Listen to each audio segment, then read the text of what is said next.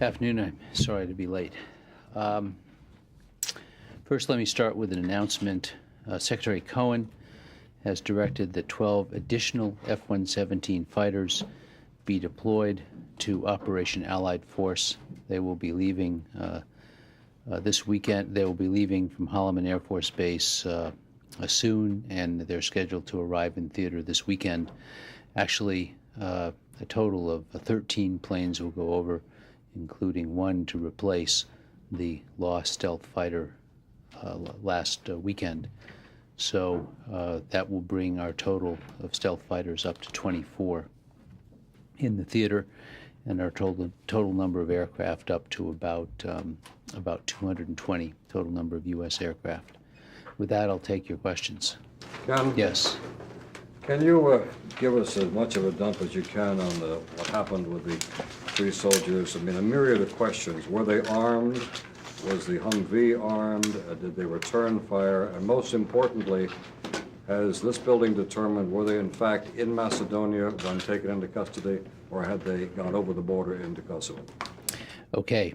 I will be able to answer some of those questions. I'm sure you appreciate, as the Secretary and the Chairman said earlier today, this incident is under investigation, and therefore there are questions that I cannot answer at this time because we don't have the information. Basically, what happened was that at 7:34 a.m. Eastern Standard Time yesterday, a group of 3 soldiers in a Humvee radioed back to another Humvee with which they'd been operating, that they were under fire, that they were surrounded, and at that point the radio broadcast broke off. That's all the information we have. They reported being under fire and being surrounded. I've read a transcript of the radio broadcast, and that's all the information we know. The second Humvee and a third Humvee that had been working together with the one that was reported lost immediately went to try to find the missing Humvee. They tried to reestablish radio contact, and they tried to find it. They could not. So the other soldiers that had been working with the lost Humvee did not know where it was. They did not have a precise location of where it was. And when they went to find it, they could not find it. That's all we know. We do know that the soldiers in the Humvee were armed. I believe they had M16s. We do not know whether they returned fire. We believe that they were trying to take escape or evasive action, but obviously that failed. And so the circumstances of this abduction are still under investigation, and that involves a variety of things. Obviously, it involves talking to other soldiers. It involves talking to locals. It involves marshaling the local police to help us get information from villagers, etc. But beyond what I told you, we don't have additional information. One quick follow-up, if I may. When the first Humvee that came under fire left the road, we're told, 1, why did it leave the main road? And 2, were the 3 Humvees operating close to the Kosovo border? Our belief is that they were not, that they were approximately 5 kilometers away from the border with Kosovo. The 3 Humvees had been working together as they'd been patrolling as a group. They had split up to do some individual training exercises, and they were supposed to meet at a rally point.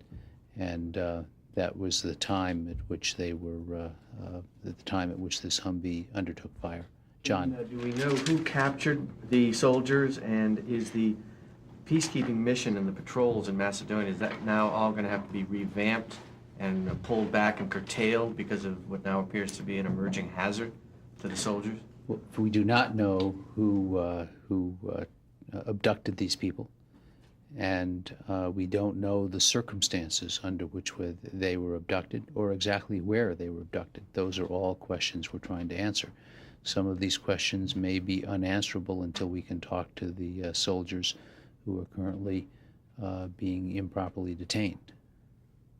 Yes. It seems as though. So what about the it's revamp, sorry, unusual- what about the revamping of the mission? Will it have to be revamped? Because now you've got a situation where soldiers have been grabbed and captured. Well, obviously, the local commander is making adjustments, and I'm sure these adjustments apply to all of the forces in the area. I don't know what those adjustments are. If I knew, I wouldn't tell you, because we don't want to broadcast the changes in operating procedures. But clearly, we will make adjustments to prevent this from happening again, and the adjustments could take a number of forms. They could take a different composition of patrols. They could take different routes for the patrols. They could take a whole series of different procedures, but I'm not in a position now to tell you what those are. Chris? Did I understand that you said that they were doing a training exercise, and who ordered them? You said a few days ago that they'd been pulled back from the border. Who ordered them to undertake this mission of going back near the border? Well, I think they had been working around the border for some time, and they had, as you know, these people first went to, these soldiers from the 1st Infantry Division first went to Macedonia to participate in a United Nations mission called UNPRODEP, the UN preventative deployment, which was protecting Macedonia. The UN failed to continue UNPRODEP for another 6 months. I think they voted that on February 28th. So these soldiers stayed there, and they were supporting several things. First of all, they stayed to protect the U.S. infrastructure at Camp Able Century at the Skopje Airport. This is the camp or the base from which our soldiers have been operating for the past several years. And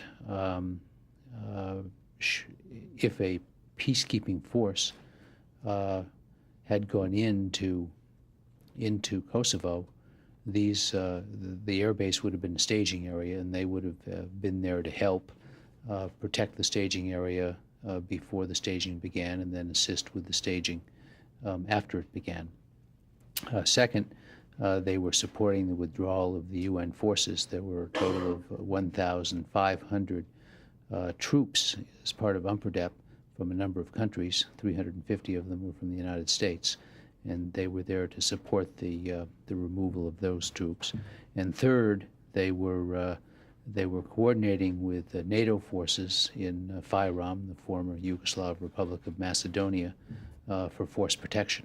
So they were working with the troops that had gone there as part of the extraction force under French command, and second, the NATO enabling force, which is being headed by a British general, Lieutenant General Michael Jackson. So that's what they were doing there, and they had stayed there under American control. They had continued doing some of the patrols that they had done when they were blue-hatted, when they were under the United Nations command. And those patrols basically involved operating out of observation posts that were along the border. And I don't know whether you've been there to see those observation posts, but they tend to be on hills, and they involve a tower with a telescope in it and binoculars and some other buildings, and soldiers would go there for a squad would go there for a period of time, man the observation post, and from those posts they would go out on patrols. Were they, so they were following a preset routine that they had done many times before, or was this some mission that they'd been tasked to do by either an American commander there or by a NATO commander? They had been doing pretty much the same, and I can't say that they were doing exactly the same run day in and day out, but they were patrolling an area in which they had patrolled for some time. They were familiar with the area. Given the rising tensions between Yugoslavia and the NATO forces and their location in Macedonia, why was a lightly armed patrol sent so close to this tense border? And also, as a secondary question, why did they split up the convoy of Humvees? And in retrospect, doesn't that seem like an unwise decision? Well, I don't think I'll second guess what happened. There's an investigation going on, and that will answer all these questions. Yes. If it turns out in your investigation that they strayed over the serb border, what implications does that have? Well, rather than answer a hypothetical question, I think we'll just wait for the investigation to finish. Okay, also, we heard that there was a TV crew somehow involved in this, that they were maybe shooting B-roll this morning. What do you know about that? I'm not, I don't have any evidence about that. Yeah. Yes. Why haven't these three captives been declared POWs, which would provide them with the maximum protection under international law? We consider them to be POWs, and we consider that we believe that they are, we assert that they are covered by the Geneva Convention, which of course gives them a series of internationally recognized protections. At a minimum, they are entitled to POW status. It may be, depending on the circumstances under which they were taken, that they are entitled to immediate release as well. Do you have any indications that they were in Macedonia at the time they were captured? Bill, all of that is under investigation. I've tried to explain we don't know the location of where this happened. Can you Yes. tell us what is the U.S. military reaction to the Yugoslav announcement they're going to put these men on trial tomorrow? We're outraged by that. They're covered by the Geneva Convention, and the Geneva Convention says that prisoners of war should not be tried. And to follow up on that, excuse me, could I just follow up? General Shelton this morning in Norfolk said something about there were some initiatives underway to resolve this situation. Can you provide any clarification? General Shelton declined to provide clarification, and I think he took exactly the right tact. Yes, Bob. Ken, could you say whether there's been any response from the effort to reach the Serbs through the Swede mission in Belgrade? And also, is there anything you can tell us about the search and rescue mission, who was involved, and how deep into Kosovo, if at all, they went? Look, first of all, this is State Department's job to respond on the diplomacy side here. Secondly, in terms of the search and rescue operation, I can't give you details on exactly what they did, except to say that it was massive. After the report went back that 3 soldiers were missing, Task Force Able Sentry sent out a Black Hawk helicopter. It was joined by 2 British helicopters, and then French and Italian helicopters also joined in the search. In addition, there were 80 to 90 soldiers from Task Force Able Sentry, American soldiers, involved in the search, and 60 or more French soldiers, and I believe there were some other soldiers involved as well. We also, at one time, had an aircraft up with some infrared capability to try to find the Humvee, but the weather was very bad last night, and the search was difficult, and of course, in the end, it was unsuccessful. Ken, is the United States at war with Yugoslavia? We are, without getting into the technicalities, we have made very clear what our goals are, and we will continue to attack the Federal Republic of Yugoslavia until our military goals are met. But by asserting, if I could just follow up, but by asserting a prisoner of war status for these 3 captured soldiers, isn't that a tacit admission that the United States is at war with Yugoslavia? Absolutely not. By international law, the Geneva Convention applies to all periods of hostilities. Can I follow up on that? The Secretary of Norfolk, before you just said what you did from the podium, called them illegal detainees. Why the sudden change? He said that their status was subject to review, and it's been reviewed, and the government has decided that the Geneva Convention applies.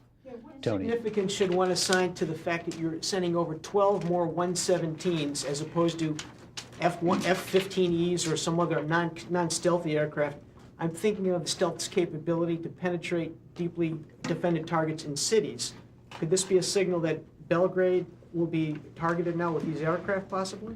Well, I've made it a point not to talk about specific prospective targets, but we've made no secret of the fact that the Serb air defenses are robust and remain so, even though we have achieved a tactical maneuverability as needed, and the F-117A stealth Nighthawk fighters are perfect for this type of situation. We're going after air defenses as opposed to headquarters in city suburbs or something. Tony, I said I'm not going to talk about specific prospective targets. Yes, Speaking of the Chris. F-117A, what is the status of that report on the one that was downed, on the how and the why? As opposed to- I talked to General Ralston about that just this afternoon, and as far as he knows, the report is not complete yet. Have any adjustments been made in order to, in the operation of these F-117s to increase their stealthiness or effectiveness as a result of anything learned from that incident? Well, that is exactly the type of question that I think we would decline to answer. Ken, Yes. in Norfolk today, the Secretary said we will spare no effort to secure the safe return of the soldiers. What did he mean by that? Well, that question came up again to General Shelton, and he declined to answer the question, as I did earlier.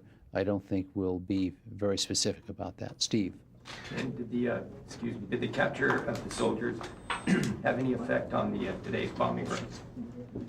It did not, that I'm aware of, no. You said, Ken, that they were patrolling in an area that they patrolled for some time. Does that imply in any way that their movements were predictable for somebody who was laying a trap for them? That will be part of the investigation. I said I don't know whether they were following the same route or the same pattern or patrolling at the same time of day. Every day, that's among the things that will come out in the investigation. Yes. Yes, on Friday you had said that the lightly armed Americans near the border had been withdrawn to Skopje. Was it just some of them that were withdrawn? And if so, were they sent back up? Well, obviously, these fellows were sent back up, and I don't know the circumstances of which they were sent back up. That will all be part of the investigation. Barbara? Has Secretary Cohen gotten any requests from the U.S. commander in Macedonia for additional equipment? And has he made any decisions? Is any additional equipment being sent? I'm not aware that he has gotten a specific request, nor that any additional equipment is being sent. He has spoken with his counterpart in Macedonia over the in the last several days. I don't know when exactly, but I think I mentioned it in an earlier briefing that he talked to his counterparts in Macedonia and Albania. He's very aware of their concerns about security, and one of the things he's pointed out to his counterpart in Macedonia is that there are now currently 10 to 12,000 NATO troops in Macedonia, and obviously we would regard any threat to these troops as a threat to Macedonia as well. But just to be very clear, was there any additional force protection equipment for these guys that got seized? For Task Force Able Sentry, is there any additional force protection equipment going for the men who are still there now? Not that I'm aware of now, no. Yes. May I just clarify, you have said now that they are now POWs, so that is an update from what Cohen had said earlier, that if they were illegal detainees pending investigation, now they are POWs. But, and my other question is, you had said also that this investigation is ongoing, but it probably may not be ended until you get word from the three that are being held. It sounds like that could be a long time then. Well, I can't forecast when people will decide to end the investigation. There may be a substantial amount of information they can gather from talking to people in the unit, from asking exactly the types of questions you've asked here. Why were they so close to the border? Had they been following regular routes? There are a number of questions that I think can be answered without talking to the soldiers at hand. But there may be certain questions about location, about exactly what happened, that can only be answered once we get access to the soldiers. Our position is that the soldiers should be released immediately, and if that were the case, we would have access to them soon. And just to follow up, picking up on that last point, even though they are now POWs, the United States would tell to Yugoslavia that there is still no reason they should be released immediately? We say, as I said earlier, at a minimum, they are entitled to POW status and the protection that provides under the Geneva Convention. And we think, depending on the circumstances under which they were detained, that they could be entitled to immediate release. What circumstances would those be that would entitle them to immediate release? Well, clearly one circumstance would be if they were captured in Macedonia. So, Yes. Ken, can you give a sense of the pace of operations conducted last night against Serb Army units and armor in particular?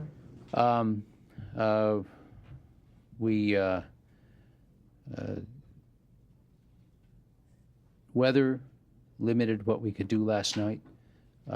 We did attack a Yugoslav Army unit in central Kosovo that's been involved in some of the ethnic cleansing activities. We did attack also a major ammunition dump, another major ammunition dump in Kosovo.